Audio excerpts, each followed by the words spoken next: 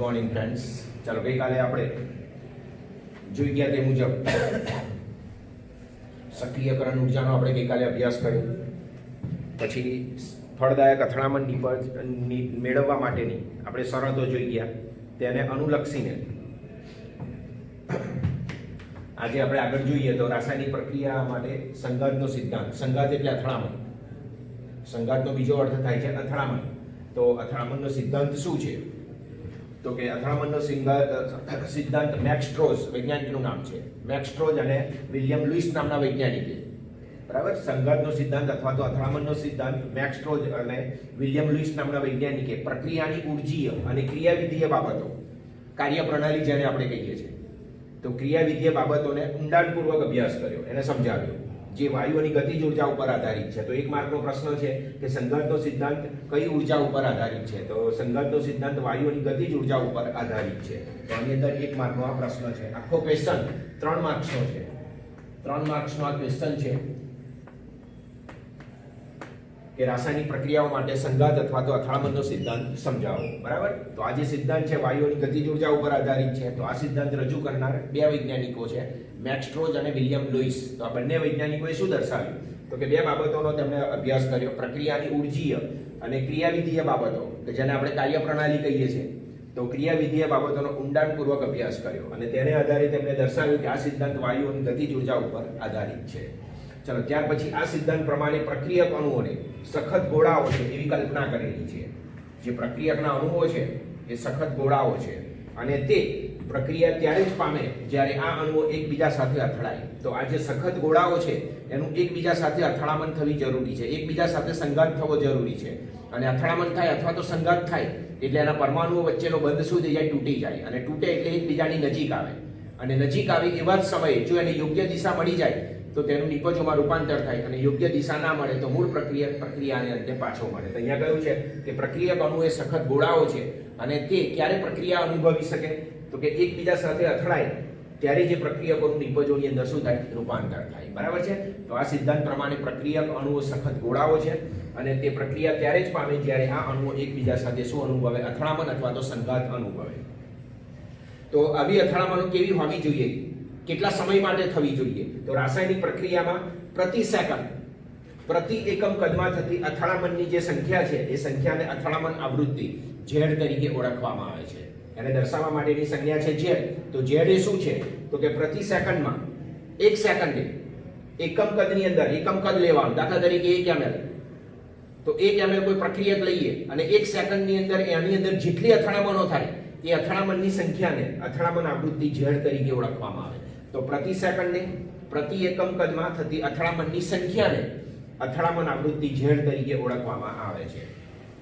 પછી રાસાયણિક પ્રક્રિયાને અસર કરતું એક બીજું પરિબળ છે સક્રિયકરણ ઉર્જા, જેનો આપણે ગઈકાલે અભ્યાસ કર્યો. પ્રક્રિયકના અણુઓને પ્રક્રિયામાં ભાગ લેવા માટેની ઓછામાં ઓછી ન્યૂનતમ જે ગતિજ ઉર્જા એને આપણે કહીએ છીએ સક્રિયકરણ ઉર્જા. તો રાસાયણિક પ્રક્રિયાને અસર કરતું એક આ બીજું પરિબળ છે સક્રિયકરણ ઉર્જા. બરાબર. જેનો આર્હેનિયસ સમીકરણની અંદર આપણે ઊંડાણપૂર્વક અભ્યાસ કર્યો છે. આર્હેનિયસ સમીકરણની અંદર K = A × E⁻⁻ જેમાં E ને આપણે શું કહ્યું છે? સક્રિયકરણ ઉર્જા, જેનું મૂલ્ય આલેખ દ્વારા પણ આપણે મેળવ્યું. એનું મૂલ્ય આલેખ દ્વારા પણ મેળવી શકાય છે. બરાબર. તો આ રીતે રાસાયણિક પ્રક્રિયા વેગને અસર કરતું બીજું પરિબળ છે સક્રિયકરણ ઉર્જા, જેનો આપણે આર્હેનિયસ સમીકરણની અંદર ઊંડાણપૂર્વક અભ્યાસ કર્યો છે. તો હવે આપણે આગળ જોઈએ તો એવી કોઈ પ્રક્રિયા લઈએ કે જે પ્રક્રિયા દ્વિઆંડીય છે, કે જેની અંદર 2 અણુઓ પ્રક્રિયામાં ભાગ લેતા હોય, એને દ્વિઆંડીય પ્રક્રિયા તરીકે ઓળખવામાં આવે. તો ધારો કે દ્વિઆંડીય પ્રક્રિયા, તો A અને B 2 અણુઓ થયા અને એટલા માટે અહીંયા નામ આપી દીધું દ્વિઆંડીય પ્રક્રિયા. તો A અને B વચ્ચે રાસાયણિક પ્રક્રિયા થાય છે અને તેમાંથી આ નિપજ મળે છે. તેના ઉપરથી આપણે વેગ લખીએ તો વેગ બરાબર થશે ZAV. A અને B વચ્ચે અથડામણ થાય છે. A અને B ને આ વ્યાખ્યા મુજબ પ્રતિ સેકન્ડ માટે આ બંનેના એકમ કદ લીધેલા છે અને આ બંનેના એકમ કદને પ્રતિ સેકન્ડ માટે આપણે ભેગા કરીએ છીએ અને ભેગા કર્યા પછી એની અંદર જેટલી વખત અથડામણ થાય એ અથડામણની સંખ્યાને ZAV તરીકે ઓળખવામાં આવે. તો A + B gives નિપજ. એના ઉપરથી આપણે વેગ લખીએ તો વેગ બરાબર થશે ZAV E⁻ સમીકરણ નંબર 1, જ્યાં ZAV પ્રક્રિયકો A અને B, આ પ્રક્રિયક A છે અને પ્રક્રિયક B છે. તો પ્રક્રિયક A અને B ની અથડામણ આવૃત્તિ છે, જેની ઉર્જા સક્રિયકરણ ઉર્જા જેટલી અથવા તો તેનાથી વધારે છે. આ જે બંને પ્રક્રિયકો છે એ બંને પ્રક્રિયકો પાસે જે કઈ ઉર્જા છે એ ઉર્જા સક્રિયકરણ ઉર્જા જેટલી અથવા તો તેનાથી વધારે છે. સક્રિયકરણ ઉર્જા એટલે કેટલી? તો કે પ્રક્રિયકના અણુઓને પ્રક્રિયામાં ભાગ લેવા માટેની ઓછામાં ઓછી ન્યૂનતમ ગતિજ ઉર્જા. તો આની પાસે પ્રક્રિયામાં ભાગ લેવા માટેની ઓછામાં ઓછી ન્યૂનતમ ગતિજ ઉર્જા તો છે અથવા તો તેનાથી વધારે છે. તો એવી ઉર્જા, બરાબર, તો જેની ઉર્જા સક્રિયકરણ ઉર્જા જેટલી અથવા તો તેનાથી વધારે છે. બરાબર. તો અથડામણનો સિદ્ધાંત મેક્સ સ્ટ્રોજ અને વિલિયમ લુઈસ નામના વૈજ્ઞાનિકે પ્રક્રિયાની ઉર્જીય અને ક્રિયાવિધીય બાબતોનો ઊંડાણપૂર્વક અભ્યાસ કરી અને વાયુઓની ગતિજ ઉર્જા ઉપર આધારિત છે તેવું તેને દર્શાવ્યું. તો આ સિદ્ધાંત વાયુઓની ગતિજ ઉર્જા ઉપર આધારિત છે. 1 માર્કનો પ્રશ્ન થયો. ચલો, આ સિદ્ધાંત પ્રમાણે પ્રક્રિયકના જે અણુઓ છે એ સખત ગોળા છે એવી કલ્પના કરેલી છે અને તે ક્યારે પ્રક્રિયા અનુભવે તો કે એમની વચ્ચે શું થવું જોઈએ? અથડામણ થવી જોઈએ. આ જે સખત ગોળાઓ છે એમની વચ્ચે અંદરો અંદર અથડામણ થવી જોઈએ. તો આ સિદ્ધાંત પ્રમાણે પ્રક્રિયકના અણુઓ એ સખત ગોળાઓ છે, એના બંધારણ વિશેની કોઈ માહિતી આપી નથી. આ જે સખત ગોળાઓ છે એનું બંધારણ કેવું છે, આંતરિક બંધારણ, એના વિશેની કોઈ માહિતી આપેલી નથી. ખાલી કલ્પના જ કરી છે કે પ્રક્રિયકના જે અણુઓ છે એ સખત ગોળાઓ છે અને તે પ્રક્રિયા ત્યારે જ પામે જ્યારે આ અણુઓ અંદરો અંદર એકબીજા સાથે શું થાય? અથડાય અથવા તો સંઘાત અનુભવે. ચલો, રાસાયણિક પ્રક્રિયામાં પ્રતિ સેકન્ડે પ્રતિ એકમ કદમાં થતી અથડામણની સંખ્યાને અથડામણ આવૃત્તિ Z તરીકે ઓળખવામાં આવે છે. રાસાયણિક પ્રક્રિયાને અસર કરતું એક બીજું પરિબળ છે સક્રિયકરણ ઉર્જા, જેનો આપણે આર્હેનિયસ સમીકરણમાં અભ્યાસ કર્યો છે. તો એવી કોઈ આપણે પ્રક્રિયા લઈએ, ધારો કે દ્વિઅંડીય પ્રક્રિયા છે, A + B gives નિપજ. બરાબર. એના ઉપરથી એનો વેગ લખીએ તો વેગ બરાબર થશે ZAB e−EA/RT. જ્યાં ZAB શું દર્શાવે છે? તો કે પ્રક્રિયકો A અને B ની અથડામણ આવૃત્તિ દર્શાવે છે અને એ બેની જે ઉર્જા છે એ સક્રિયકરણ ઉર્જા જેટલી અથવા તો તેનાથી વધારે છે. સક્રિયકરણ ઉર્જા જેટલી એટલે કેટલી? તો કે પ્રક્રિયામાં ભાગ લેવા માટેની ઓછામાં ઓછી ન્યૂનતમ ગતિજ ઉર્જા એટલી તો એની પાસે છે અથવા તો એનાથી વધારે પણ હોઈ શકે. પણ પ્રક્રિયામાં ભાગ લેવા માટેની જે ઉર્જા એને સક્રિયકરણ ઉર્જા તરીકે ઓળખવામાં આવે છે. તો આ સિદ્ધાંત કયા બે વૈજ્ઞાનિકોએ રજૂ કર્યો? તો કે મેક્સ સ્ટ્રોજ અને વિલિયમ લુઈસ નામના વૈજ્ઞાનિકોએ આ સિદ્ધાંત રજૂ કર્યો. જેને કોની સમજૂતી આપી? તો કે વાયુઓની ગતિજ ઉર્જા ઉપર આધારિત છે. આ સિદ્ધાંત પ્રમાણે પ્રક્રિયકના અણુઓની કલ્પના કેવી કરેલી છે? તો કે સખત ગોળાઓ છે અને તે પ્રક્રિયા ક્યારે અનુભવે? તો કે એમની વચ્ચે અંદરો અંદર શું થાય? અથડામણ થાય. બરાબર છે. ચાલો, રાસાયણિક પ્રક્રિયામાં પ્રતિ સેકન્ડે પ્રતિ એકમ કદમાં થતી અથડામણની સંખ્યાને અથડામણ આવૃત્તિ Z તરીકે ઓળખવામાં આવે છે. એ જ રીતે રાસાયણિક પ્રક્રિયાને અસર કરતું એક બીજું પરિબળ છે સક્રિયકરણ ઉર્જા, જેનો આપણે આર્હેનિયસ સમીકરણમાં અભ્યાસ કર્યો છે. બરાબર. ચાલો, એક દ્વિઅંડીય આપણે પ્રક્રિયા લઈએ, ધારો કે A + B gives નિપજ. બે અણુએ ભાગ લીધો એટલા માટે અહીંયા નામ આપી દીધું દ્વિઅંડીય પ્રક્રિયા. આ સિદ્ધાંત કોને લાગુ પાડી શકાય? તો કે જે પ્રક્રિયાઓ સીધી છે, પ્રારંભિક પ્રક્રિયાઓ છે, બરાબર, એવી પ્રક્રિયાઓ માટે જ આ લાગુ પાડી શકાય છે. એટલે એવી પ્રક્રિયાઓના વેગ અચળાંકના મૂલ્યો ચોકસાઈપૂર્વક નક્કી કરી શકાય, વેગ અચળાંકના મૂલ્યો. પણ જે પ્રક્રિયાઓ સંકીર્ણ હોય, જટિલ પ્રક્રિયા હોય, કે જે પ્રક્રિયા એક કરતાં વધારે તબક્કામાં થતી હોય, એવી પ્રક્રિયાઓના વેગ અચળાંક જોવા મળતા નથી. એટલે કે એના મૂલ્યની અંદર વિચલન જોવા મળે છે. વિચલન એટલે વધારો અથવા તો ઘટાડો. એનું મૂલ્ય જે આવવું જોઈએ એ મૂલ્ય આપણને મળી ના શકે. એનું મૂલ્ય જે આવે એનાથી વધારે પણ મળે અથવા તો વેગ અચળાંકના મૂલ્યો જે આવવા જોઈએ તેનાથી ઓછા પણ મળે. તો એનું કારણ શું? તો કે બધા જ અણુઓના બધા જ સંઘાત નિપજનું નિર્માણ કરતા નથી. જે અણુઓ આપણે લીધા હોય પ્રક્રિયકો તરીકે એ બધાનું નિપજમાં રૂપાંતર ના થાય. કારણ કે કેટલાક અણુઓ એવા હોય કે જેની પાસે જરૂરી ગતિજ ઉર્જા ના હોય, કેટલાક અણુઓ એવા હોય પણ અથડામણ અનુભવે પણ ચોક્કસ દિશામાં અથડામણ ના અનુભવે. તો એવા પ્રક્રિયકના અણુઓનું નિપજોમાં રૂપાંતર થતું નથી. પરિણામે નિપજ આપણને ઓછા પ્રમાણમાં પ્રાપ્ત થાય. એટલે વેગ અચળાંકના મૂલ્યોની અંદર શું જોવા મળે? વિચલન જોવા મળે. વિચલન એટલે વધારો અથવા ઘટાડો. વિચલનનો અર્થ શું થાય? તો કે એ મૂલ્ય વધારે પણ મળે અથવા તો એ મૂલ્ય ઓછું પણ મળે. તો એનું કારણ શું? તો કે પ્રક્રિયાની અંદર જે કઈ અણુઓ ભાગ લે છે એ બધા જ અણુઓનું નિપજમાં રૂપાંતર થતું નથી. કેમ રૂપાંતર થતું નથી? તો કે બધાની શક્તિ સરખી નથી. પહેલો પોઈન્ટ. બીજો પોઈન્ટ, અથડામણ થાય છે પણ અથડામણ યોગ્ય દિશામાં થતી નથી એટલે એનું નિપજમાં રૂપાંતર થતું નથી. પરિણામે વેગ અચળાંકના મૂલ્યોની અંદર શું જોવા મળે? વિચલન. તો આ વિચલન કેવી પ્રક્રિયાઓમાં જોવા મળે? તો કે જે પ્રક્રિયાઓ જટિલ છે, જે પ્રક્રિયાઓ સંકીર્ણ છે, સંકીર્ણ એટલે જટિલ, કે જે પ્રક્રિયાઓ એક કરતાં વધારે તબક્કામાં થતી હોય એવી પ્રક્રિયાઓની અંદર નોંધપાત્ર વિચલન જોવા મળે છે. આનું કારણ શું? તો કે પ્રક્રિયાની અંદર ભાગ લેતા બધા જ અણુઓ સંઘાત અનુભવતા નથી, એનું નિપજમાં રૂપાંતર થતું નથી. પણ જે પ્રક્રિયાઓ સીધી છે, જે પ્રક્રિયાઓ એક જ તબક્કામાં થતી હોય, જે પ્રક્રિયાઓ પ્રારંભિક છે, એવી પ્રક્રિયાઓના વેગ અચળાંકના મૂલ્ય ચોકસાઈપૂર્વક શોધી શકાય છે. કે જે સાદી સ્પીસીસ ધરાવતા હોય, સાદા અણુઓ હોય, સાદી સ્પીસીસ એટલે ઘટકો જે સાદા અણુઓ તરીકે વર્તતા હોય, જે પ્રારંભિક પ્રક્રિયા હોય, જે એક જ તબક્કામાં થતી હોય, એવી પ્રક્રિયાઓના વેગ અચળાંકના મૂલ્યો શોધી શકાય. પણ જે પ્રક્રિયાઓ જટિલ હોય, સંકીર્ણ હોય, એના માટે એનું મૂલ્ય માં વિચલન જોવા મળે, વધારે અથવા તો ઓછું જોવા મળે. ત્યાંનું કારણ શું? તો કે પ્રક્રિયામાં ભાગ લેતા બધા જ અણુઓ સંઘાત થાય પણ એમાં નિપજનું રૂપાંતર થતું નથી. બરાબર છે? તો આ રીતે આ સિદ્ધાંત પ્રમાણે પ્રક્રિયક અણુઓ એ સખત ગોળાઓ છે અને તે પ્રક્રિયા ત્યારે જ અનુભવે જ્યારે એમની વચ્ચે અંદરો અંદર શું થાય? અથડામણ થાય. રાસાયણિક પ્રક્રિયામાં પ્રતિ સેકન્ડે પ્રતિ એકમ કદમાં થતી અથડામણની સંખ્યાને અથડામણ આવૃત્તિ Z તરીકે ઓળખવામાં આવે છે. રાસાયણિક પ્રક્રિયાને અસર કરતું બીજું પરિબળ છે સક્રિયકરણ ઉર્જા, જેનો આપણે આર્હેનિયસ સમીકરણમાં અભ્યાસ કર્યો. ધારો કે દ્વિઆંગીય પ્રક્રિયા લઈએ A + B gives નિપજો, તો એના ઉપરથી વેગ બરાબર થશે ZAB e⁻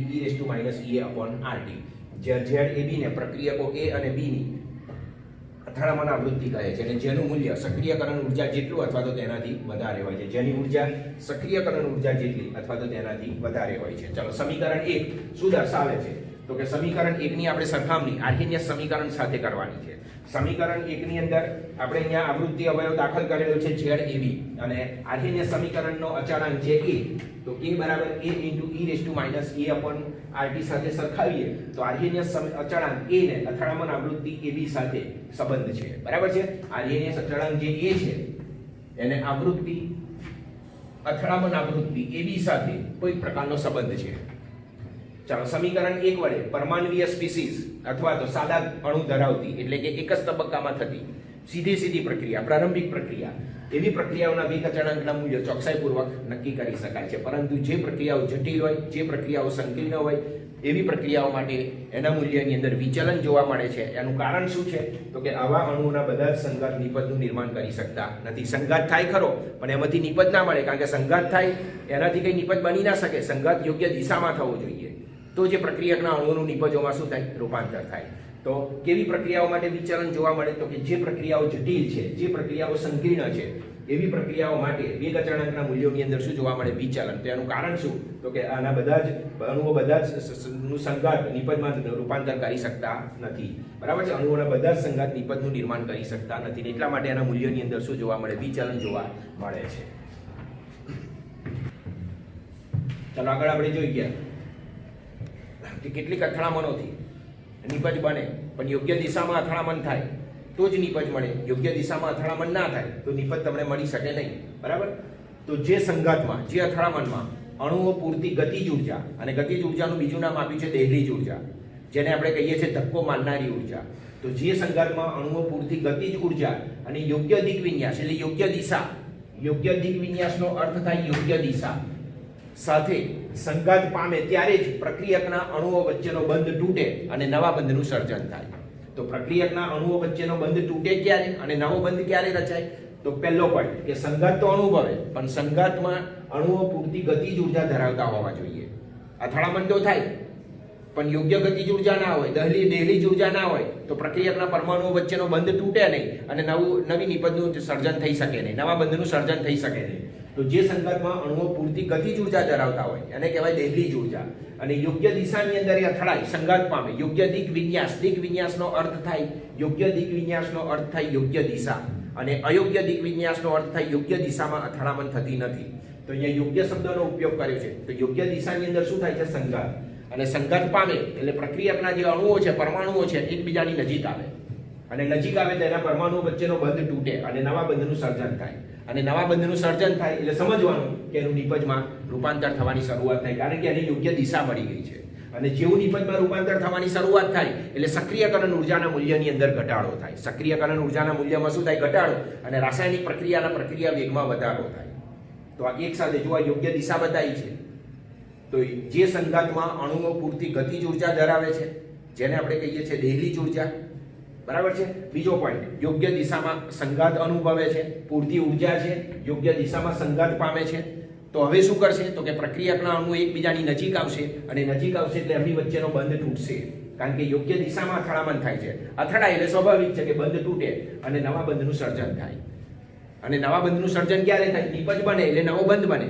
નવા બંધ દ્વારા જ નિપજોનું સર્જન થાય. તો નવા બંધનું સર્જન થાય એટલે સમજી લેવાનું કે એ પ્રક્રિયકના અણુઓનું નિપજોમાં રૂપાંતર થવાની શરૂઆત થાય. અને જેવી નિપજમાં રૂપાંતર થવાની શરૂઆત થાય એટલે જે અણુઓ છે એકબીજાથી દૂર ધકેલાય, સક્રિયકરણ ઉર્જાના મૂલ્યમાં ઘટાડો થાય અને રાસાયણિક પ્રક્રિયા વેગમાં વધારો થાય.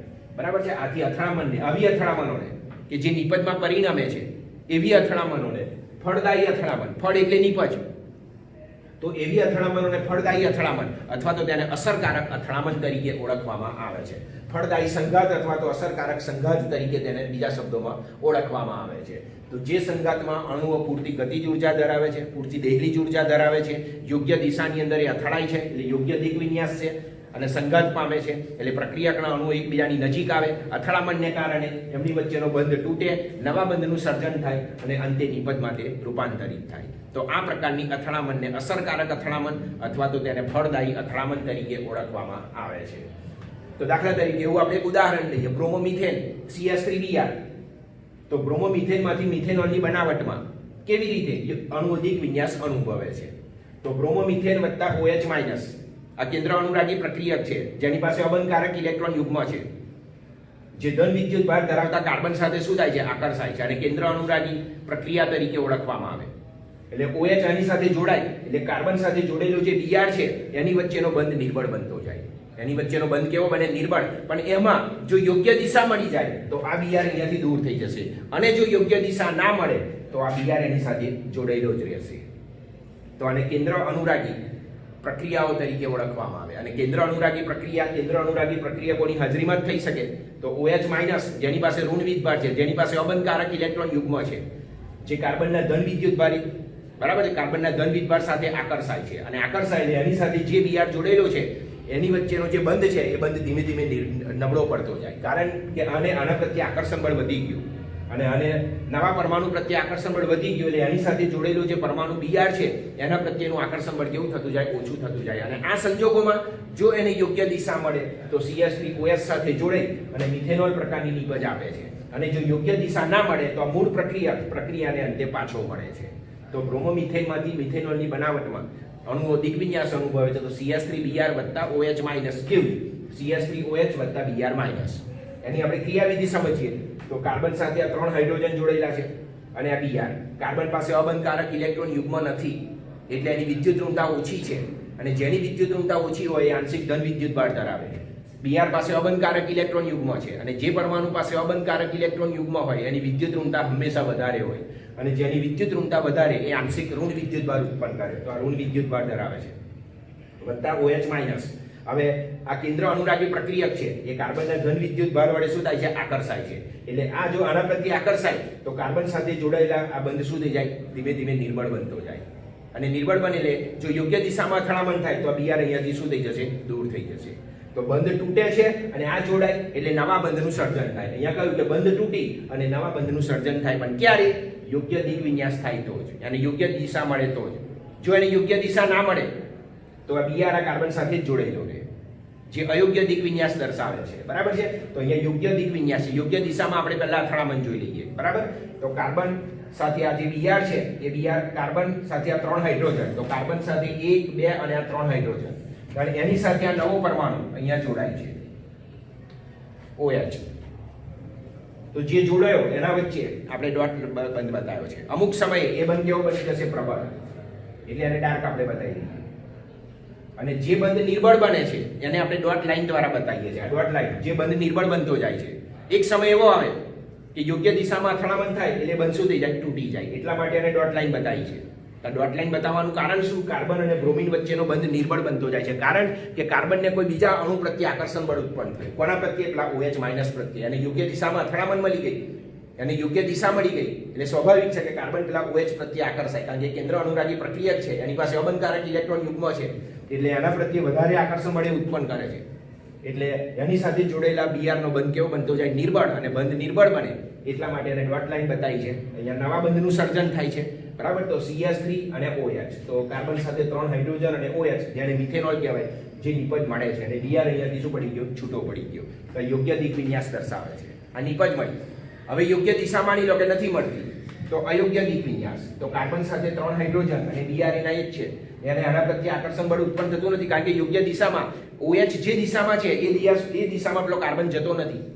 એટલે સ્વાભાવિક છે કે કાર્બન એ દિશામાં આકર્ષણ બળ ઉત્પન્ન થતું નથી. બરાબર. એટલા માટે મૂળ પ્રક્રિયાને અંતે આપણને પાછો મળે છે, નિપજ મળતી નથી. તો આ અયોગ્ય દિશા છે, આ યોગ્ય દિશા છે. તો યોગ્ય દિશામાં દિક વિન્યાસ થાય, એની પાસે પૂરતી ગતિજ ઉર્જા હોય, આની પાસે પૂરતી ગતિજ ઉર્જા છે પ્રક્રિયામાં ભાગ લેવા માટે, દહેલીજ ઉર્જા છે, પછી યોગ્ય દિશામાં અથડામણ થઈ છે એટલા માટે આ કાર્બન અને Br વચ્ચેનો બંધ તૂટ્યો, તો બંધ તૂટ્યો અને નવા બંધનું સર્જન થયું. તો નવો બંધ કયો બન્યો? તો કે OH. અને બંધ તૂટ્યો કયો? તો કે કાર્બન અને બ્રોમિન વચ્ચેનો બંધ શું થાય છે? તૂટે છે અને કાર્બન અને OH વચ્ચેનો નવો બંધ બને છે. તો યોગ્ય દિશામાં અથડામણ થઈ તો તેમાંથી નિપજ બની. અહીંયા યોગ્ય દિશામાં અથડામણ થતી નથી, માટે મૂળ પ્રક્રિયાને અંતે આપણને શું મળે છે? પાછો મળે છે.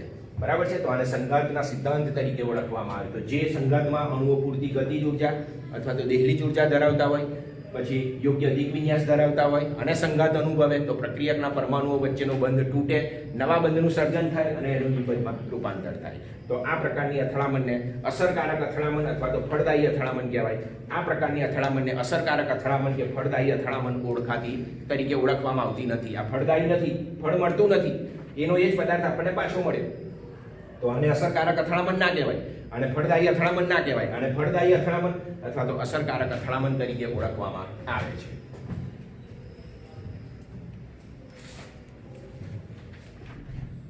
તો આ અસરકારક અથડામણ છે, ફળદાયી અથડામણ. આ અસરકારક અથડામણ નથી. અસરકારક અથડામણની અંદર આપણને નિપજ પ્રાપ્ત થાય અને જે અથડામણ અસરકારક ના હોય તેમાં આપણને નિપજ મળે નહીં, મૂળ પ્રક્રિયાને અંતે પાછો મળે. તો અસરકારક સંઘાતને અથવા તો અથડામણને સમજવા માટે એક બીજો પ્રાચલ ઉમેરવામાં આવ્યો, જેને સંભાવ્યતા અવયવ, સંભાવ્યતા મીન્સ પ્રોબેબિલિટી ફેક્ટર જેને કહેવાય, જેને P તરીકે દર્શાવવામાં આવે છે. બરાબર છે. જે અથડામણ અને અણુઓનું યોગ્ય દિશામાંથી અથડાવવું વગેરેને ગણતરીમાં લે છે. જે અથડામણ અને અણુઓનું યોગ્ય દિશામાંથી અથડાવવું, આ બે બાબતોને ગણતરીમાં લેતો જે અવયવ, તેને સંભાવ્યતા અવયવ કહેવાય. તો અસરકારક સંઘાતને સમજવા માટે એક બીજો પ્રાચલ એટલે કે અવયવ દાખલ કરવામાં આવ્યો અને એ અવયવને સંભાવ્યતા અવયવ પ્રોબેબિલિટી ફેક્ટર P તરીકે ઓળખવામાં આવે છે. જેનું કાર્ય શું છે? તો કે અથડામણના સિદ્ધાંતની અંદર અથડામણ અને અણુઓનું યોગ્ય દિશામાંથી અથડાવવું, આ બે બાબતોને શું કરે છે? તે ગણતરીમાં લે છે. તો પેલા સમીકરણ નંબર 1 ની અંદર આપણે આને દાખલ કરીએ તો વેગ બરાબર થશે P ZAB.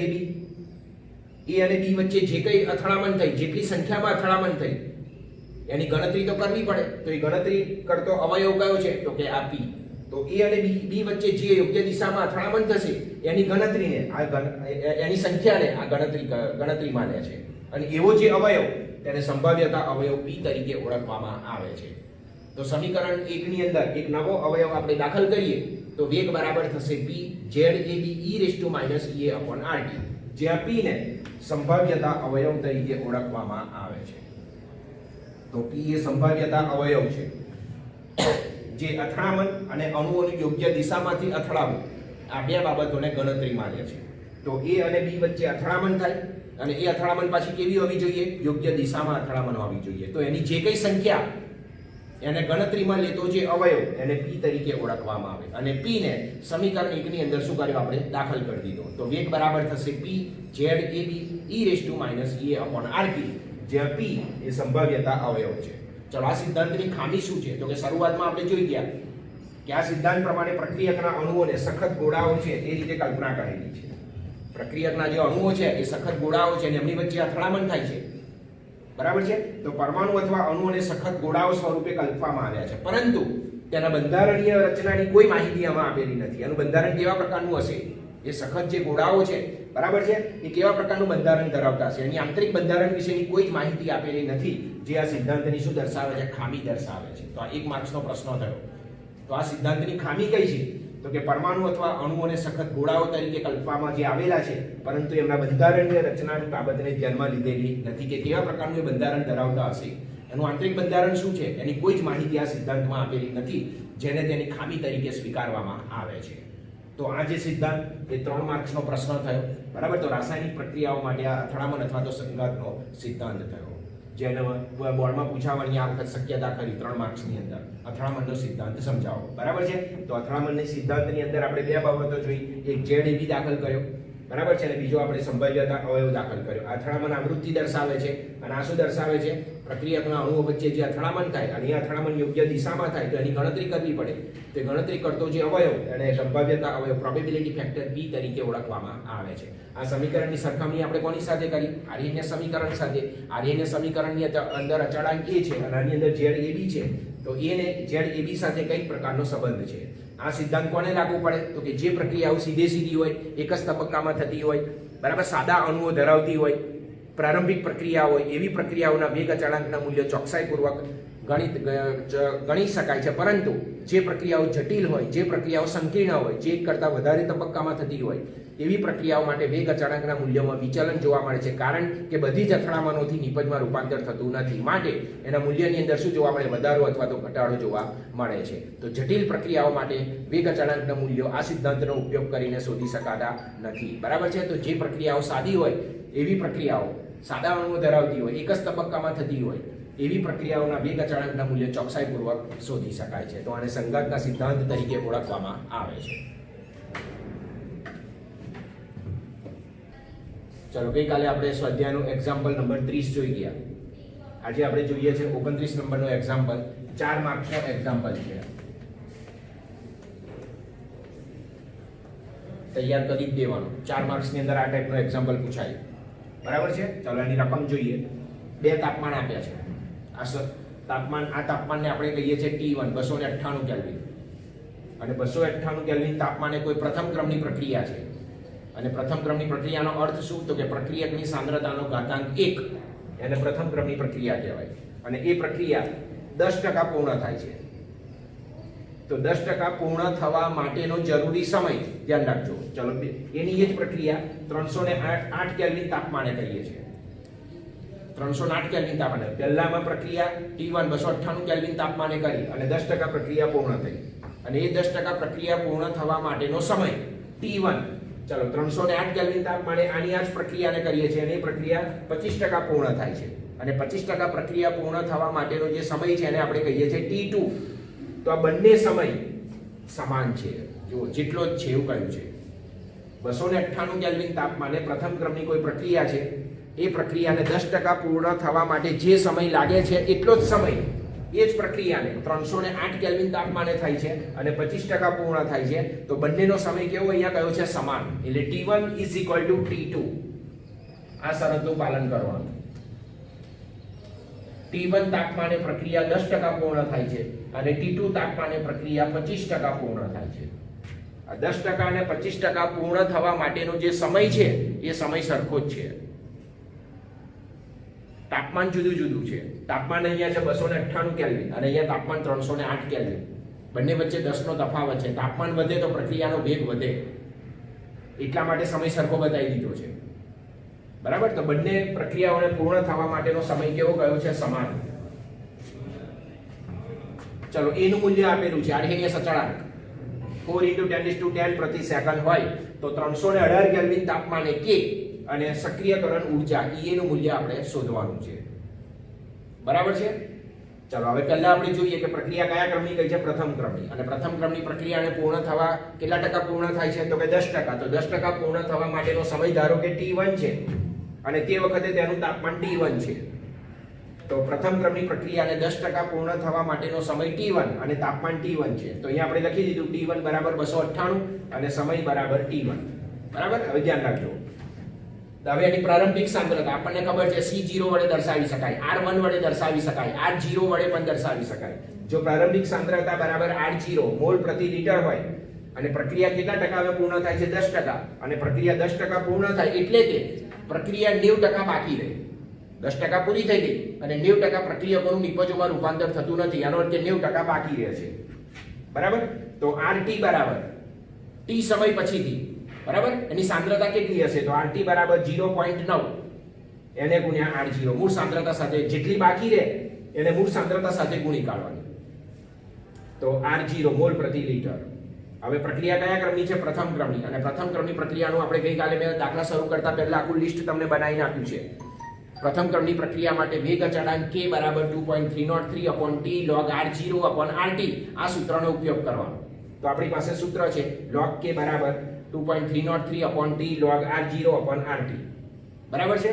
ચલો log k ને સૂત્રનો કરતા log k કેટલા તાપમાને તો કે 298 કેલ્વિન તાપમાને 2.303 upon T1 બરાબર શરૂઆતનું તાપમાન log R0 upon RT RT બરાબર શું છે 0.9 into R0 R0 કેન્સલ બરાબર એટલે બરાબર થશે 2.303 upon T1 log 1 ના છેદમાં 0.9 1 ના ભાગ્યા 0.9 એટલે એનો જવાબ આવશે 1.11 બરાબર 2.303 upon T1 log 1.11 11 નો એકે log જોવાનો અને 11 નો એકે log છે 0.04575 11 નો એકે આપણે log જોઈએ તો એનો જવાબ મળશે 0.04575 બરાબર છે ચલો આને નીચે લાવો આને ઉપર લઈ જાઓ અથવા તો T1 બરાબર થશે આ બેનો ગુણાકાર 0.1054 એને ભાગ્યા log k 298 આ નંબર 1 ચાલો હવે કોના માટે શોધવાનું છે 308 કેલ્વિન તાપમાને આ જ રીતે આપણે ફરીવાર શોધવાનું બરાબર તો જો પ્રારંભિક સાંદ્રતા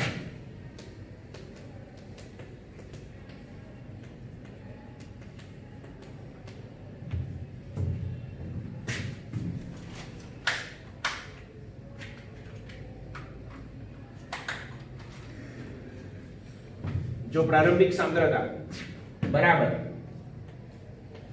R0 મોલ પ્રતિ લિટર હોય અને પ્રક્રિયા 25% પૂર્ણ થાય એટલે કે 75% પ્રક્રિયા બાકી રહે છે પ્રક્રિયા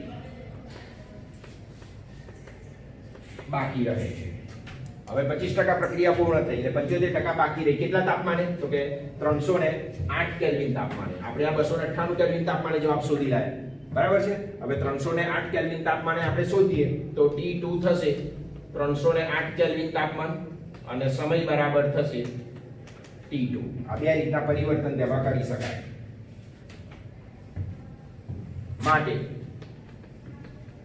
RT બરાબર થશે 0.75 જે બાકી રહી તે એને મૂળ સાંદ્રતા સાથે ગુણી કાઢવાની R0 મોલ પ્રતિ લિટર તો RT બરાબર 0.75 R0 ચલો ઉપર પ્રમાણે જ આપણે હવે સૂત્ર મૂકવાનું છે log k 308 બરાબર 2.303 upon T2 log R0 upon 0.75 R0 cancel બરાબર 2.303 upon T2 log 1 ના છેદમાં 0.75 બરાબર 2.303 એને ભાગ્યા T2 log 1 ના ભાગ્યા 0.75 બરાબર થશે 1.33 ચાલો બરાબર 2.303 હવે 13 નો 3 log જોવાનો 13 નો 3 log અને 13 નો 3 log છે 0.1249 એને ભાગ્યા આ નીચે લઈ જઈએ અને T2 ને ઉપર લઈ જઈએ તો log k 308 આના બરાબર થશે T2 ચાલો આ બેનો ગુણાકાર થશે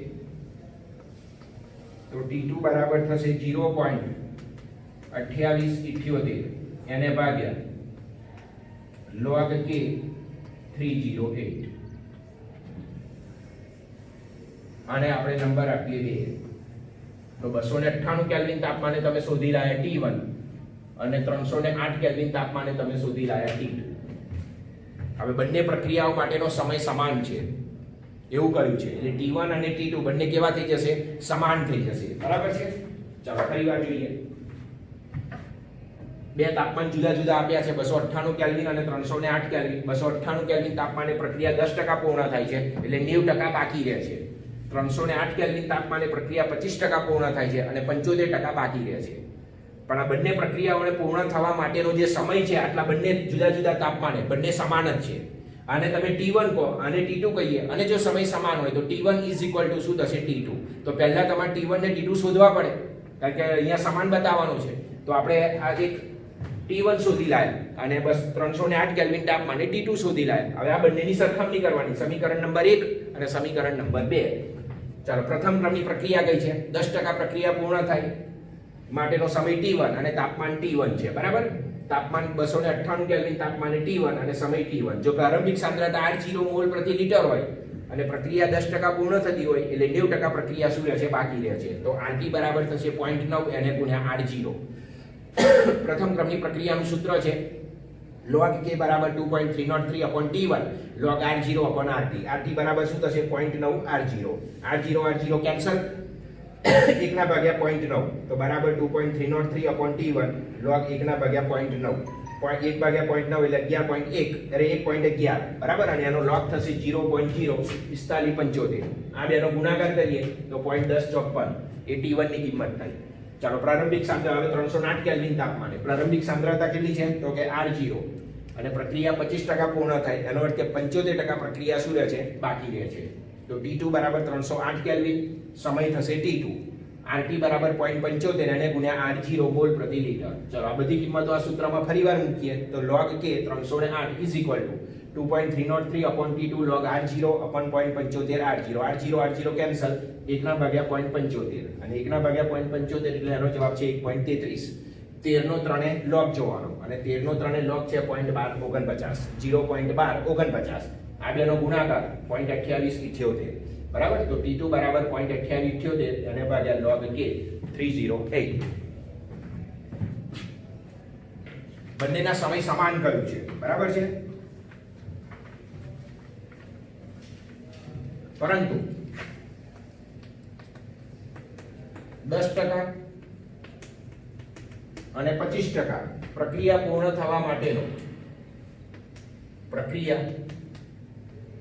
થવા માટેનો સમય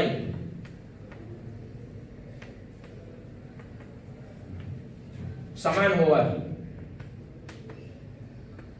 T1 is equal to T2 થાય. એટલે T1 અને T2 સમીકરણ નંબર 1 અને 2 ની શું કરવાની, આપણે સરખામણી કરવાની, બરાબર. 1 અને 2 આપણી પાસે છે. ચાલો સમીકરણ 1 અને 2 સરખાવતા 1 અને 2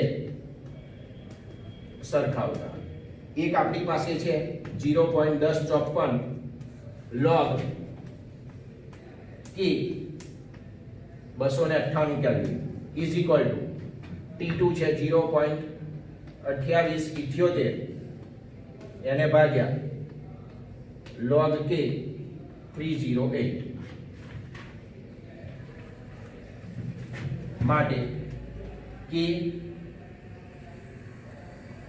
308 એને ભાગ્યા k 298 is equal to 0.2878 એને ભાગ્યા 0.1054 એટલે એનો જવાબ આવશે 2.717. આને નંબર આપીએ 3,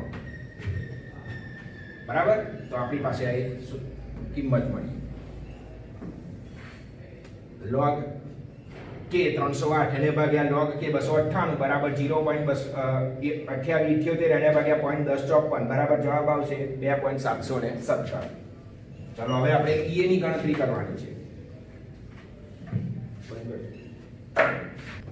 ચાલો સમીકરણ નંબર 1 અને 2 ની આપણે સરખામણી કરી અને એમાંથી આપણે આ સંબંધ મેળવી લાયા, બરાબર છે. log k 308 એને ભાગ્યા log k 298 એનું મૂલ્ય કેટલું મળે, તો કે 2.717. એને નંબર આપ્યો 3. હવે આપણે સક્રિયકરણ ઉર્જા E ની ગણતરી કરવાની છે. ચાલો સક્રિયકરણ ઉર્જા માટે E નું મૂલ્ય તમને રકમમાં આપેલું છે 4 × 10⁻10 પ્રતિ સેકન્ડ હોય તો 318 કેલ્વિન તાપમાને 318 કેલ્વિન તાપમાને K અને E ની ગણતરી.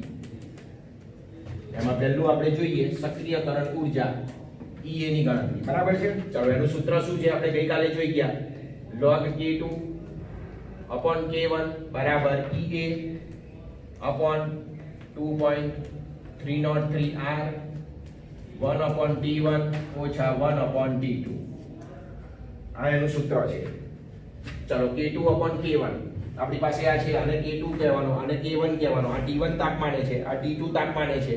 T1 તાપમાને જે અચળાંક એને કહેવાય K1 અને T2 તાપમાને જે છે કે વેગ અચળાંક એને કહેવાય K2. તો K2 અને K1 ની કિંમતો આપણી પાસે છે અને એનો જવાબ આપણે શોધી રહ્યા 2.717.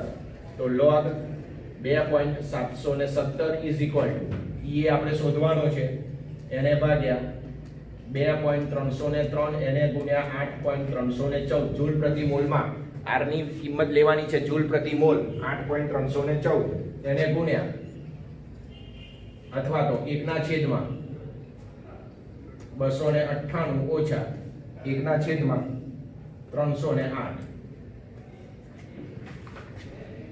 ચલો બરાબર EA અપોન 2.303 એને ગુણ્યા 8.314 308 ઓછા 298 એને ગુણ્યા 298 ગુણ્યા 308 આ બે વચ્ચેનો તફાવત આવશે 10 તો બરાબર હવે log ની અહીંયા કિંમત આપણે લખીએ 0.4324 log 2.717 27 નો એક સાથે log જોઈએ તો એની કિંમત છે 0.4324 બરાબર EA એને ભાગ્યા 2.303 એને ગુણ્યા 8.314 એને ગુણ્યા આ બે વચ્ચેનો તફાવત 10 એને ભાગ્યા 298 ગુણ્યા 308 ચાલો હવે EA ને આપણે સૂત્રનો કરતા બનાવીએ તો EA બરાબર થશે 0.4324 એને ગુણ્યા 2.303 એને ગુણ્યા 8.314 એને ગુણ્યા 298 એને ગુણ્યા 308 એને ભાગ્યા 10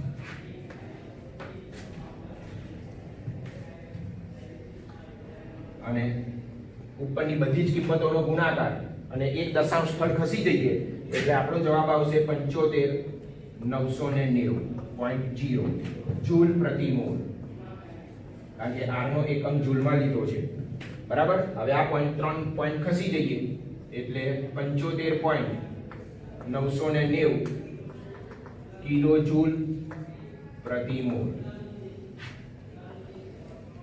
હજી આગળ એનું સાદું રૂપ આપીએ તો EA બરાબર થશે સાર્થક સંખ્યા પ્રમાણે એક ઉમેરી દઈએ એટલે 76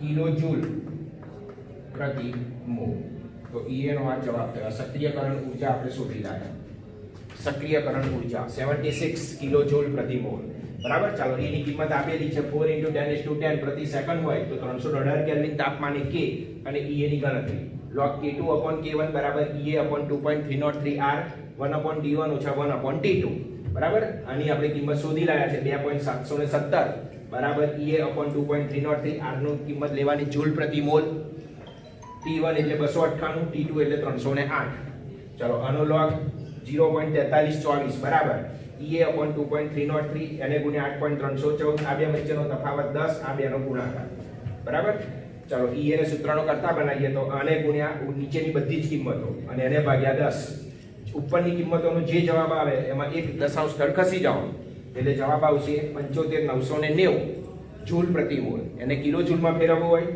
તો આ પોઈન્ટ ઉઠાવીને અહીંયા મૂકી દો 3 મીંડા 3 પોઈન્ટ ખસી જાવ 3 દશાંશ સ્થળ એટલે 75.909 કિલો જૂલ પ્રતિ મોલ સાર્થક સંખ્યા પ્રમાણે ઉમેરી દઈએ તો EA ની કિંમત થશે 76 કિલો જૂલ પ્રતિ મોલ તો આ સક્રિયકરણ ઊર્જા EA ની આ ગણતરી થઈ આ ત્રીજો પોઈન્ટ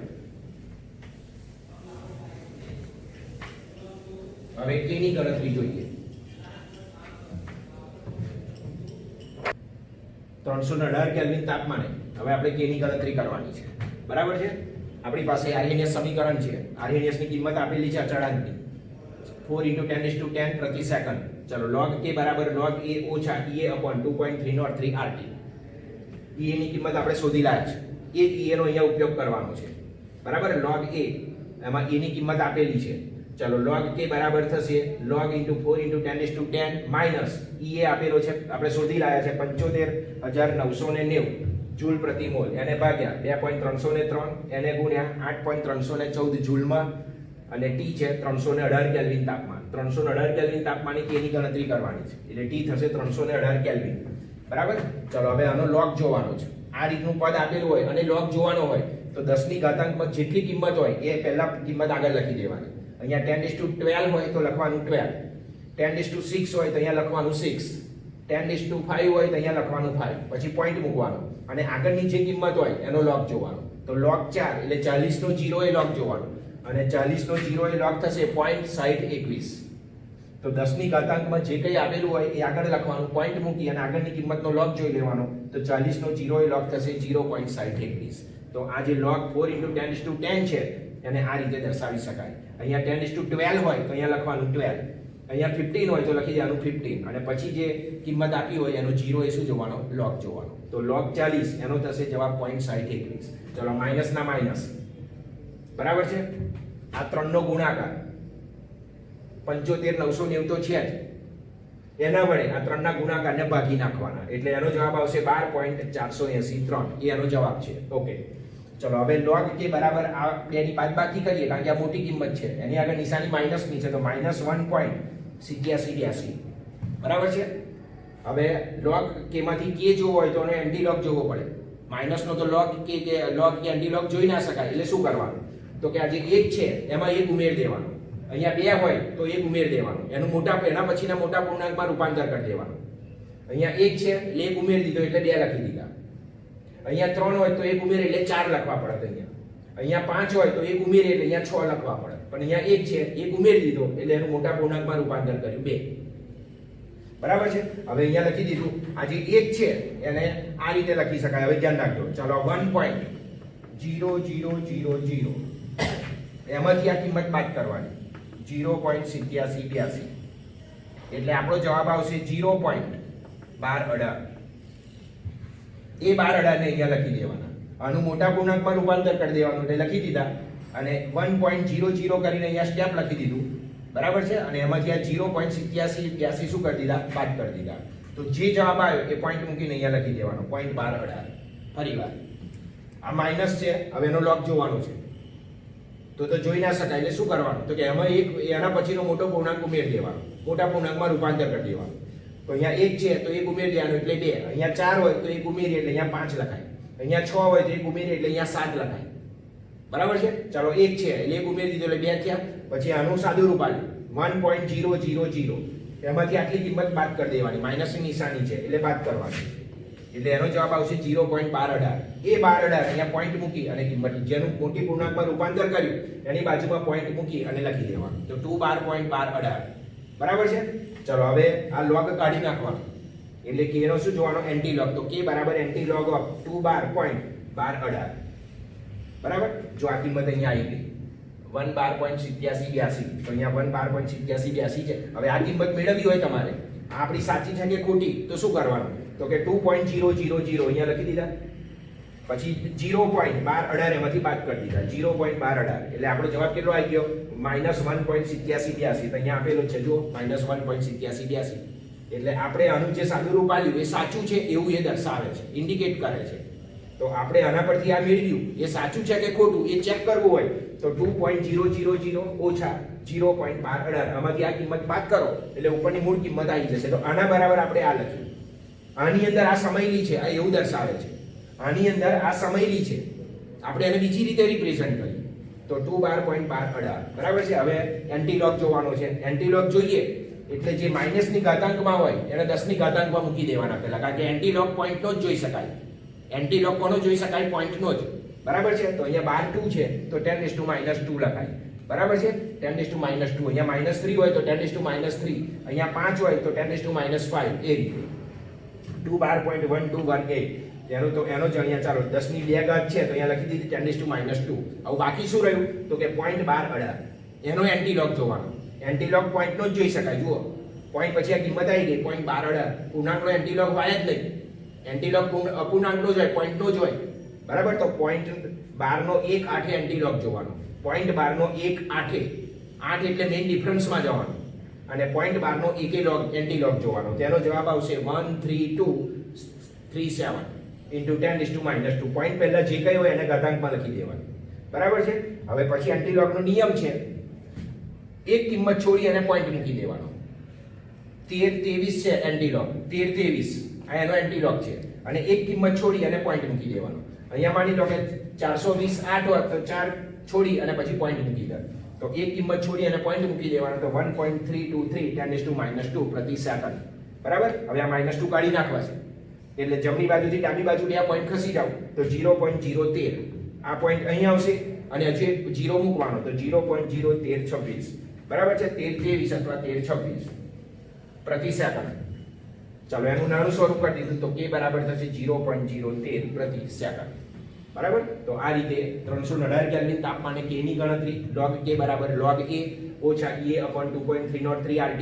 ચાલો a ની કિંમત આપેલી છે, EA ની કિંમત શોધી લાયા છે જૂલ પ્રતિ મોલમાં 2.303 R 8.314 અને T છે 318 કેલ્વિન તાપમાને શોધવાનો છે.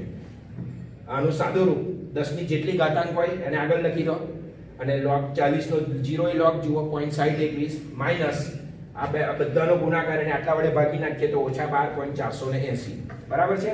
ચલો log k બરાબર થશે, આમાંથી આ કિંમત બાદ કરી આગળ નિશાની માઈનસ ની છે તો -1.8782. આનું સાદું રૂપ 1.000.8782 એટલે 0.1218. તો આ બેની બાદબાકી અહીંયા લખી દીધી 0.1218 અને આ જે આગળની કિંમત છે એનું મોટા પૂર્ણાંકમાં રૂપાંતર કરી દો. 1 હોય તો 2 લખી દો, 2 હોય તો 3 લખો, 3 હોય તો 4 લખો, 4 અહીંયા આપ્યો હોય તો અહીંયા 5 લખી દો, અહીંયા 6 હોય તો અહીંયા 7 લખો, તો 1 છે એટલે 2 લખી દીધો અને આમાંથી આ પાછળની કિંમત બાદ કરી દીધી 0.1218. બરાબર. હવે આ સાચું છે કે ખોટું આના ઉપરથી આપણે આ મેળવ્યું ચેક કરી લઈએ. ચાલો આનો અર્થ શું થાય તો કે 2.000 ઓછા 0.1218 ઓછા 0.1218 આમાંથી આ કિંમત બાદ કરી દો એટલે 1.8782 આવી ગયો 1.8782. એટલે આનું સ્વરૂપ આમાં રૂપાંતરિત કર્યું એટલે આ સાચું છે એવું દર્શાવે છે. ચાલો log k ની કિંમત આવી, k જોવો હોય તો આનો શું જોવાનો એન્ટીલોગ પોઈન્ટ પહેલા જે કંઈ હોય એને 10 ની ઘાતાંકમાં લખી દેવાના અને એન્ટીલોગ પોઈન્ટ નો જ જોઈ શકાય તો 0.1218 નો એન્ટીલોગ કેટલો છે 1323 અને એક કિંમત છોડી અને પોઈન્ટ મૂકી દેવાનો એન્ટીલોગના નિયમ પ્રમાણે એક કિંમત છોડી દેવાની પોઈન્ટ મૂકી દેવાનો તો 1.323 10 -2 પ્રતિ સેકન્ડ. આ -2 કાઢી નાખવા છે એટલે ડાબી બાજુથી જમણી બાજુ 2 પોઈન્ટ ખસી જાવ તો 0.01323 પ્રતિ સેકન્ડ. બરાબર. માટે k થશે 0.013 પ્રતિ સેકન્ડ. આ ચાર વસ્તુ આપણે શોધી, આ ચોથી વસ્તુ શોધી, આ ત્રીજી વસ્તુ આપણે શોધી EA નું મૂલ્ય, આ ત્રીજી વસ્તુ. તો ચાર વસ્તુ આપણે શોધી લાયા એટલા માટે આ દાખલો કેટલા માર્ક્સનો છે 4 માર્ક્સનો દાખલો છે. મોસ્ટ IMP આ વખતે આની શક્યતા કરી તો પહેલા 298 કેલ્વિન તાપમાને log k શોધ્યો, 308 કેલ્વિન તાપમાને બીજો T2 શોધ્યો, log k2 શોધ્યો, બંનેની સરખામણી કરી કારણ કે બંનેને પ્રક્રિયા પૂર્ણ થવા માટેનો સમય કેવો ગયો છે રકમમાં સરખો તો T1 અને T2 ની સરખામણી કરી. બરાબર છે. પછીથી આપણે EA ની કિંમત શોધી લાયા, સક્રિયકરણ ઊર્જા 76 કિલો જૂલ પ્રતિ મોલ, એને 3 એકમમાં આપણે મેળવ્યા જૂલ પ્રતિ મોલ, કિલો જૂલ પ્રતિ મોલ અને કિલો જૂલ પ્રતિ મોલ. પછી આપણે 318 કેલ્વિન તાપમાને ચોથી ગણતરી કરી k ની ગણતરી કરી. એટલે ચાર બાબતો આમાં શોધવાની છે એટલા માટે આ દાખલો 4 માર્ક્સમાં મોસ્ટ IMP આ વખતે. બરાબર.